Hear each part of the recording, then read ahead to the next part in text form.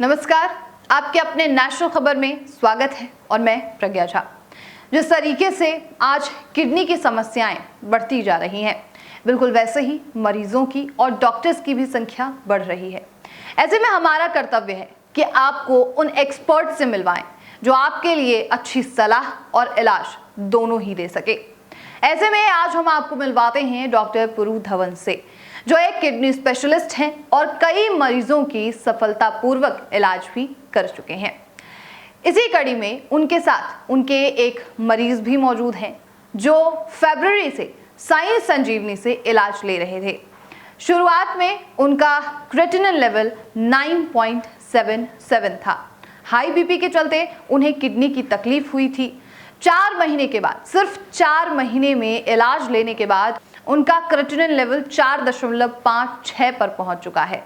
जो भी बदलाव हुए और जो भी बातचीत डॉक्टर और मरीज के बीच में हुई है, उस पूरी रिपोर्ट को आप देखिए और समझिए कि आखिर अगर आपको ये कहा जा रहा है कि डायलिसिस करा लो या फिर ये कहा जा रहा है कि अब सिर्फ आपको ट्रांसप्लांट कराना ही पड़ेगा, तो एक बार आप साई संजीवनी को ट्राई कीजिए। हो सकता है कि आने वाले समय में आपको डायलिसिस या ट्रांसप्लांट जैसी किसी भी चीज की जरूरत ही ना पड़े। तो पूरी रिपोर्ट को अच्छे से सुनिए और समझने की कोशिश कीजिए। नमस्कार, मेरा नाम है डॉक्टर पुरु धवन और आज हमारे साथ हैं उमाकांत जी। उमाकांत जी, आपकी एज कितनी है? 36। आपका इलाज यहाँ से कब, कौन से महीने में शुरू हुआ था? अभी 3 महीने हो गए सर। तीसरा महीना है, अप्रैल में शुरू हुआ था आपका। अप्रैल में आपके क्या लेवल्स थे जब आप पहली बार यहाँ आए थे? फरवरी में 3 महीने हुए हैं। फरवरी में कितने, क्या लेवल थे आपके क्रेटिनिन के? 9 से ऊपर था सर। 9.77। हाँ। सही कह रहा हूँ? और बीपी कितना रहता था आपका, याद है? ज़्यादा था। कितना रहता था, कुछ आइडिया? बीपी था 130 से अबव था शायद। तो उमाकांत जी का जो बीपी था वो रहता था 140-90। बीपी हाई रहने की वजह से, लंबे टाइम से हाई रहने की वजह से इनकी किडनी ने काम कम करना शुरू कर दिया था। और फरवरी में जब आए थे तो इनके लेवल 10 के आसपास थे, जहाँ पर पेशेंट को डायलिसिस बोल दिया जाता है। तो आपको डायलिसिस बोला गया था? जी सर, बिल्कुल डायलिसिस बोल दिया गया था।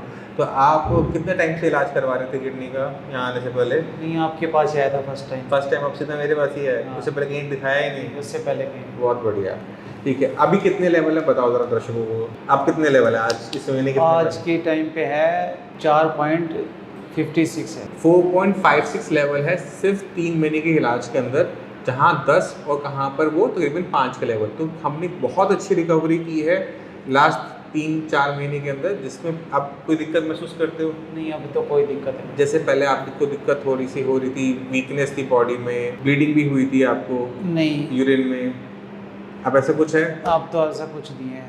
कोई और दिक्कत महसूस कर रहे हो बॉडी के अंदर? जी नहीं, अब तो खुजली हो गई, सूजन हो गई? नहीं। ठीक है।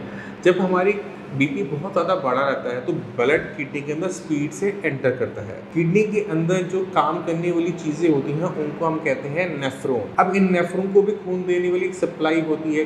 गंदा खून आता है, वो साफ होता है और वो यूरिन बनता है और साफ खून होकर थोड़ा सा निकलता है।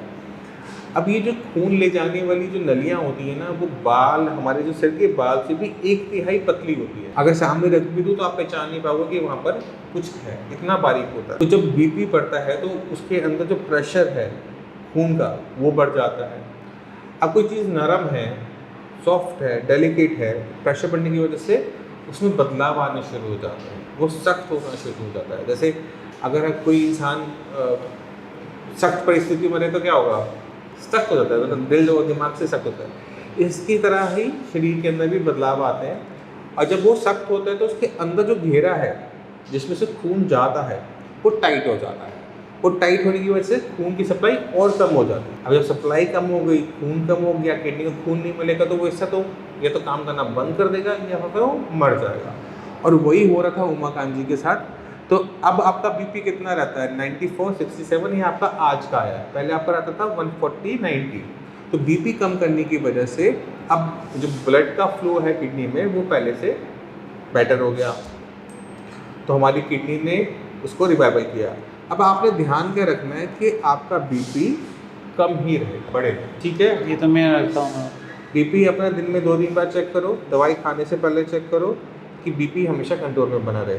आपके पास रिपोर्ट है फरवरी वाली, देखो ज़रा। तो ये 23 फरवरी की रिपोर्ट है, क्रिएटिनिन का लेवल है 10.3, ठीक है। आप वाली रिपोर्ट दिखाना। अब वाली तो फ़ोन में है। फ़ोन में दिखा दो, कोई बात नहीं। आपकी बात तो यूरिया वगैरह सब ठीक आया है।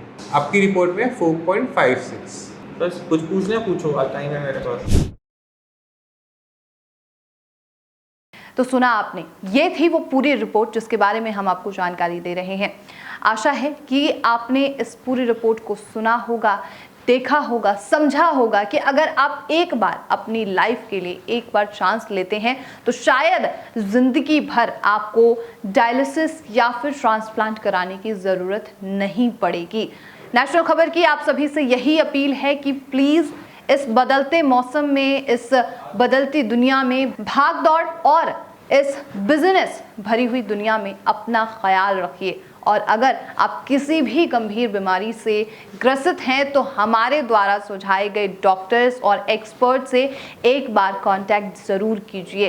हो सकता है कि आपकी जो भी गंभीर बीमारियां हैं, जिस भी चीज़ के लिए आप दवाइयां ले रहे हैं, वो सारी चीज़ें रुक जाएं।